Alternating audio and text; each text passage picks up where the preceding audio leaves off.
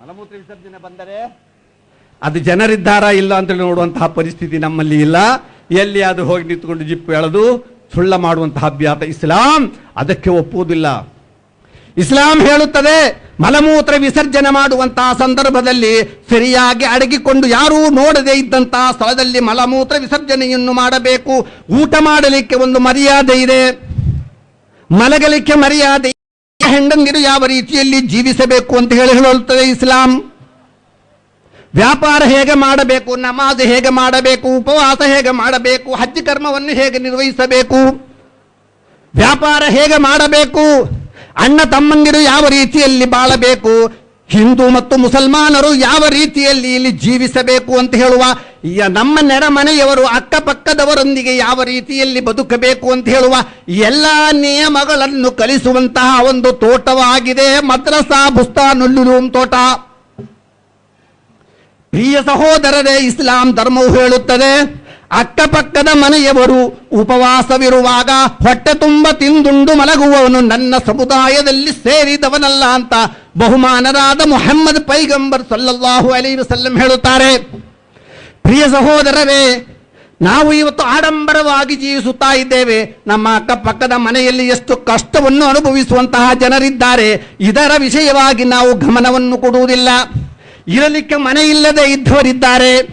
25, 30, 40 ವರ್ಷ ಪ್ರಾಯವಾದ ಹೆಣ್ಣು ಮಕ್ಕಳು ಮನೆಯಲ್ಲಿ ಇದ್ದಾರೆ.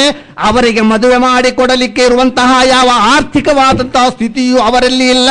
ರಾತ್ರಿ ಹಗಲು ಕಣ್ಣಿನಿಂದ ನೀರನ್ನು ತೆಗೆಯುತ್ತಾ ಇದ್ದಾರೆ. ತಂದೆ ತಾಯಿ ತೀರಿ ಹೋದಂತಹ ಯತೀಮಾದಂತಹ ಅನಾಥರಾದಂತಹ ಮಕ್ಕಳಿದ್ದಾರೆ. ಶಾಲೆಗೆ ಹೋಗಲಿಕ್ಕೆ ಪುಸ್ತಕ ತೆಗೆದುಕೊಳ್ಳಲಿಕ್ಕೆ ವ್ಯವಸ್ಥೆ ಇಲ್ಲದೆ ಇದ್ದಂತಹ ಮಕ್ಕಳಿದ್ದಾರೆ.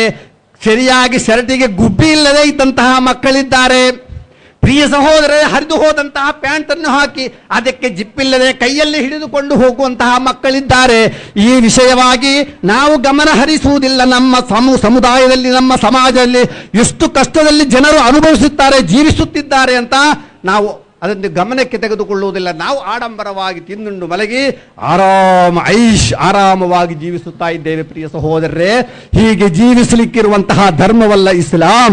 ಇಸ್ಲಾಂ ಧರ್ಮ ಹೇಳುತ್ತದೆ ಅಕ್ಕಪಕ್ಕದ ಮನೆಯವರು ಉಪವಾಸವಿರುವಾಗ ಹೊಟ್ಟೆ ತುಂಬ ತಿಂದುಂಡು ಮಲಗುವವನು ನನ್ನ ಸಮುದಾಯದಲ್ಲಿ ಸೇರಿದವನಲ್ಲ ಅಂತ ಹೇಳುವಂತ ಇಸ್ಲಾಂ. ಮಾತ್ರವಲ್ಲ, ಸಣ್ಣ ವಿಷಯವನ್ನು ನಾನು ಹೇಳ್ತೇನೆ. ಸಾಮಾನ್ಯವಾಗಿ ಇವತ್ತು ಮುಸಲ್ಮಾನರು ಭಯೋತ್ಪಾದಕರು ಎಲ್ಲಿ ನೋಡಿದರೂ ಆತ್ಮಹತ್ಯೆ ಮಾಡುವಂತಹ ಬಾಂಬರ್, ತನ್ನ ಶರೀರಕ್ಕೆ ಬಾಂಬನ್ನು ಕಟ್ಟಿಕೊಂಡು, ಇದೆಲ್ಲ ಮೈಂಡ್ ವರ್ಕ್, ಇದೆಲ್ಲ ಏನಿದೆ ಮೈಂಡ್ ವಾಶ್ ಮಾಡಿದ್ದು ಯಾರೋ ಒಂದು ಸಮುದಾಯದವರು ಯುವಕರ ಮೈಂಡ್ ಅನ್ನು ವಾಶ್ ಮಾಡಿ ಇಂತಹ ಕೆಲಸವನ್ನು ಮಾಡುತ್ತಾ ಇದ್ದಾರೆ.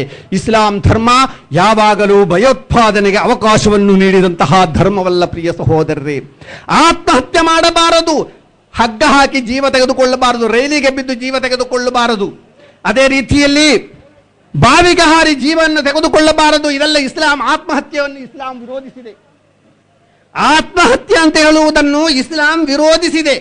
ಪರಲೋಕದಲ್ಲಿ ಒಬ್ಬ ಆತ್ಮಹತ್ಯೆ ಮಾಡಿದರೆ, ಹಗ್ಗ ಹಾಕಿಕೊಂಡು ಸತ್ತರೆ, ನೇಣು ಬಿಗಿದುಕೊಂಡು ಸತ್ತರೆ ಅವನಿಗೆ ಇರುವಂತಹ ಶಿಕ್ಷೆ ಏನು ಪರಲೋಕ ಅಂತ ಹೇಳಿದೆ.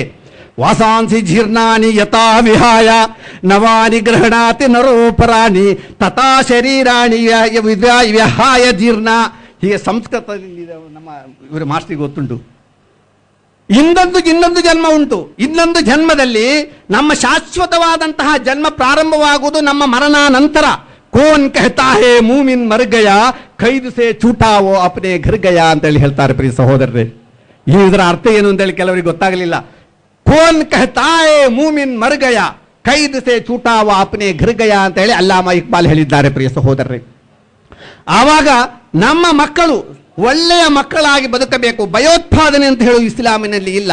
ಆತ್ಮಹತ್ಯೆ ಒಬ್ಬನು ಮಾಡಿದರೆ ಹಗ್ಗ ಹಾಕಿ ಸತ್ತರೆ ಅವನಿಗೆ ಇರುವಂತಹ ಶಿಕ್ಷೆ ಯಾವಾಗ ನೋಡಿದ್ರು ಹಗ್ಗ ಹಾಕಿಕೊಂಡು ಸಾಯ್ತಾ ಇರುವುದು. ಬಾವಿಗೆ ಬಿದ್ದು ಸತ್ತರೆ ಅವನಿಗೆ ಶಿಕ್ಷೆ ಏನು ಗೊತ್ತುಂಟಾ? ಯಾವಾಗ ನೋಡಿದ್ರು ಬಾವಿಗೆ ಬೀಳುವುದು ಸಾಯುವುದು, ಬಾವಿಗೆ ಬೀಳುವುದು ಸಾಯುವುದು, ಮತ್ತೆ ಜೀವ ಆಗುದು, ಮತ್ತೆ ಬಾವಿಗೆ ಬೀಳುವುದು ಸಾಯುವುದು. ಇದು ಅವನಿಗೆ ಇರುವಂತಹ ಶಿಕ್ಷೆ. ಹಾಗೆ ಯಾರೊಬ್ಬನು ಯಾವ ರೀತಿಯಲ್ಲಿ ಆತ್ಮಹತ್ಯೆಯನ್ನು ಮಾಡುತ್ತಾನೋ, ಬಾಂಬ್ ಕಟ್ಟಿಕೊಂಡು ಸತ್ತರೆ ಅವನ ಶಿಕ್ಷೆ ಅದೇ ಪರಲೋಕದಲ್ಲಿ.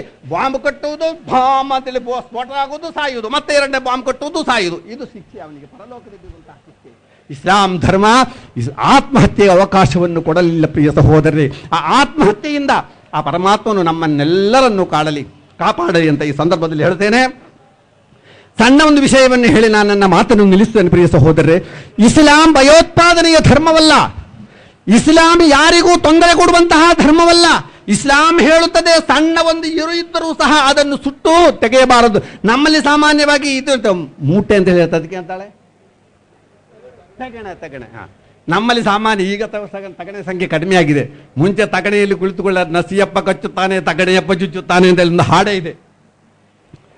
ಈ ತಗಣೆಗೆ ಸಾಮಾನ್ಯ ನಮ್ಮ ಮನೆಯ